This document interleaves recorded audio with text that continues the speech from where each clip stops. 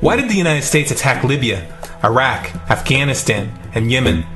Why are U.S. operatives helping to destabilize Syria?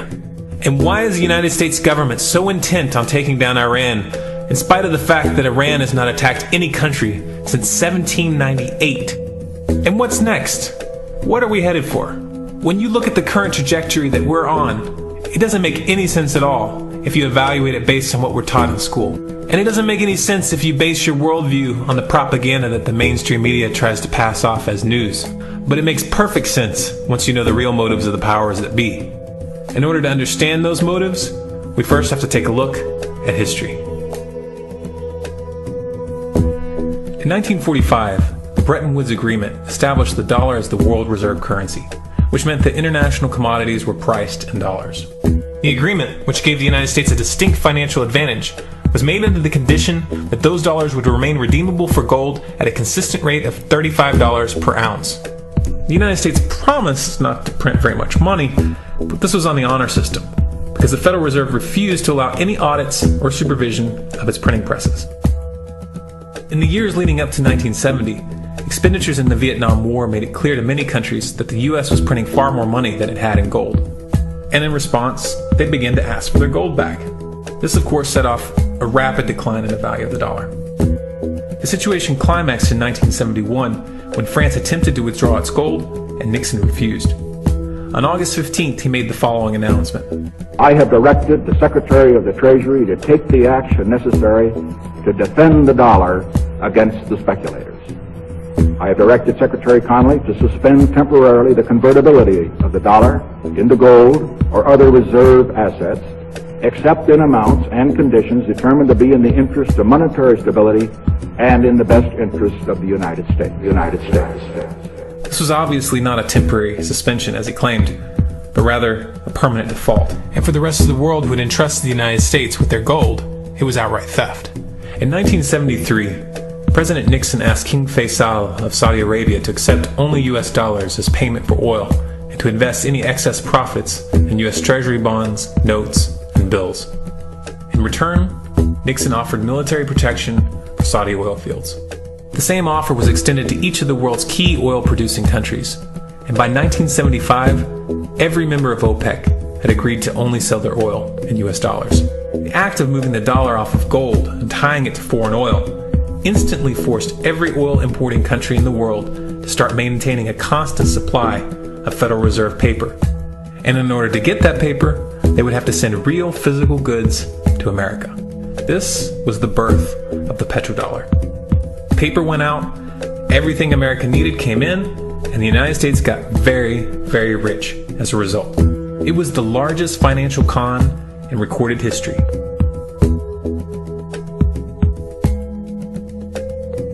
The arms race of the Cold War was a game of poker.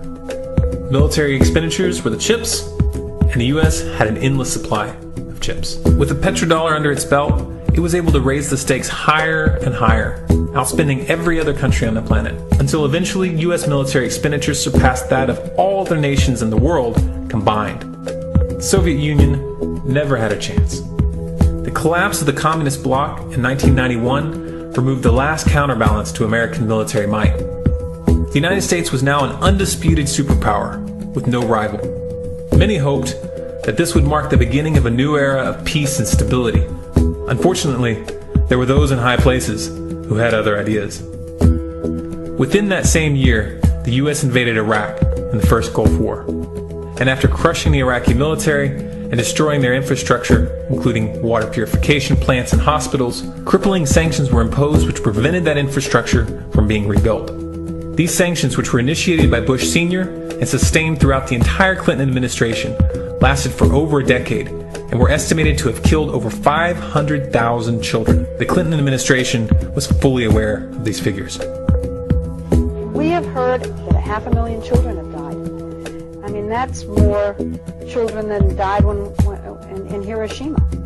And you know, is the price worth it? I think this is a very hard choice, but we think the price is worth it. Miss Albright, what exactly was it that was worth killing 500,000 kids for? In November of 2000, Iraq began selling its oil exclusively in euros.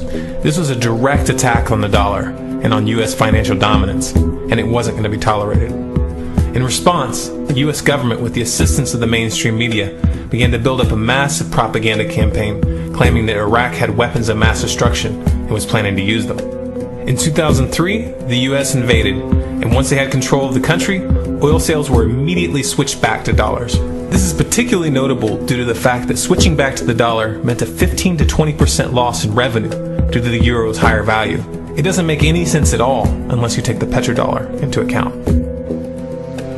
So I came back to see him a few weeks later, and by that time we were bombing in Afghanistan. I said, "Are we still going to war with Iraq?" And he said, "Oh, it's worse than that." He said, he reached over on his desk, he picked up a piece of paper, he said, I just got this down from upstairs, meaning the Secretary of Defense's office today, and he said, "This is a memo that describes how we're going to take out 7 countries in 5 years, starting with Iraq, and then Syria, Lebanon, Libya, Somalia, Sudan, and finishing off Iran. Let's take a look at the events of the past decade and see if you see a pattern. In Libya, Gaddafi was in the process of organizing a bloc of African countries to create a gold-based currency called the dinar, which they intended to use to replace the dollar in that region. US and NATO forces helped destabilize and topple the Libyan government in 2011, and after taking control of the region, US armed rebels executed Gaddafi in cold blood and immediately set up the Libyan central bank. Iran has been actively campaigning to pull oil sales off of the dollar for some time now, and it has recently secured agreements to begin trading its oil in exchange for gold. In response, the US government, with mainstream media assistance, has been attempting to build international support for military strikes on the pretext of preventing Iran from building a nuclear weapon. In the meantime, they established sanctions which US officials openly admit are aimed at causing a collapse of the Iranian economy. Syria is Iran's closest ally, and they are bound by mutual defense agreements. The country is currently in the process of being destabilized with covert assistance from NATO, and though Russia and China have warned the United States not to get involved, the White House has made statements within the past month indicating that they are considering military intervention. It should be clear that military intervention in Syria and Iran isn't being considered. It's a foregone conclusion, just as it was in Iraq and Libya. The U.S. is actively working to create the context which gives them the diplomatic cover to do what they already have planned.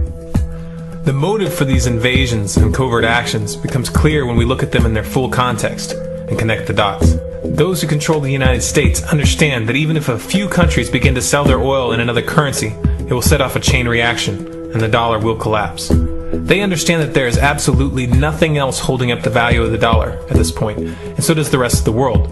But rather than accepting the fact that the dollar is nearing the end of its lifespan, the powers that be have made a calculated gambit.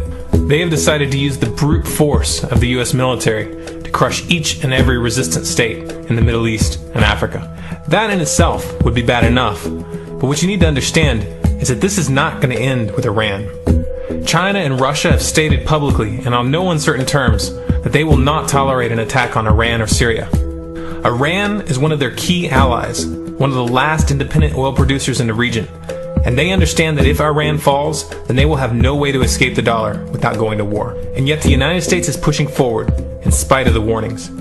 What we are witnessing here is a trajectory that leads straight to the unthinkable.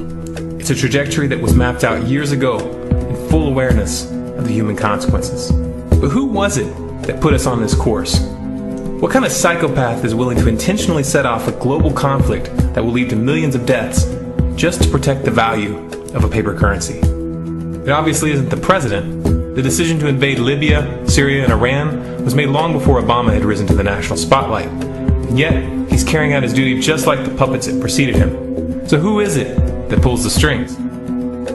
Often the best answer to questions like this are found by asking another question. Qui bono? Who benefits?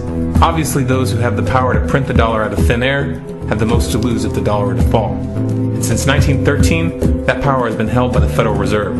The Federal Reserve is a private entity owned by a conglomerate of the most powerful banks in the world. And the men who control those banks are the ones who pull the strings. To them, this is just a game. Your life and the lives of those you love are just pawns on their chessboard. And like a spoiled 4-year-old who tips the board onto the floor when they start to lose, the powers that be are willing to start World War III to keep control of the global financial system. Remember that when these wars extend and accelerate. Remember that when your son or your neighbor's son comes back home in a flag-draped coffin. Remember that when they point the finger at the new boogeyman, because the madmen who are running this show will take this as far as you allow them to. So how much time do we have left? It's a question I hear constantly, but it's the wrong question. Asking how much time we have left is a passive posture. It's the attitude of a prisoner who's waiting to be taken out to a ditch and shot in the back of the head. What are our chances? Can we change course? Also the wrong question. The odds don't matter anymore. If you understand what we're facing, then you have a moral responsibility to do everything in your power to alter the course that we're on, regardless of the odds. It's only when you stop basing your involvement on the chances of success that success actually becomes possible. To strip the ill-begotten power from the financial elites and to bring these criminal cartels to justice will require nothing less than a revolution. The government is not going to save us. The government is completely infiltrated and corrupt to the core. Looking to them for a solution at this point is utterly naive. There are 3 stages of revolution, and they are sequential. Stage 1 is already underway. Stage 1 is the ideological resistance. In this stage, we have to actively work to wake up as many people as possible about what is happening and the direction we're headed. All revolutions originate from a shift in the mindset of the population, and no other meaningful resistance is possible without it. Success in this stage of the game can be measured by the contagion of ideas. When an idea reaches critical mass, it begins to spread on its own and seeps into all levels of society. In order to achieve that contagion, we need more people in this fight. We need more people speaking out, making videos, writing articles, getting this information onto the national and international stage. And we especially need to reach the police and the military. Stage 2 is civil disobedience, also known as nonviolent resistance. In this stage, you put your money where your mouth is, or more accurately, you withhold your money and your obedience from the government, and you do everything in your power to bring the gears of the state to a halt. Practiced in mass, this method alone is often enough to bring a regime to its knees. However, if you fail at this stage, Stage 3 is inevitable. Stage 3 is direct physical resistance. Direct physical resistance is the last resort, and it should be avoided and delayed as long as possible. And it should only be invoked after all other options have been thoroughly exhausted. There are those who talk tough and claim that they will resist when the time comes. But what those people fail to realize is that if you are inactive during the first 2 stages and save your efforts for the last resistance, then you will fail. When the Nazis were moving door to door, dragging people out of their homes in Germany, that was the time to fight back physically.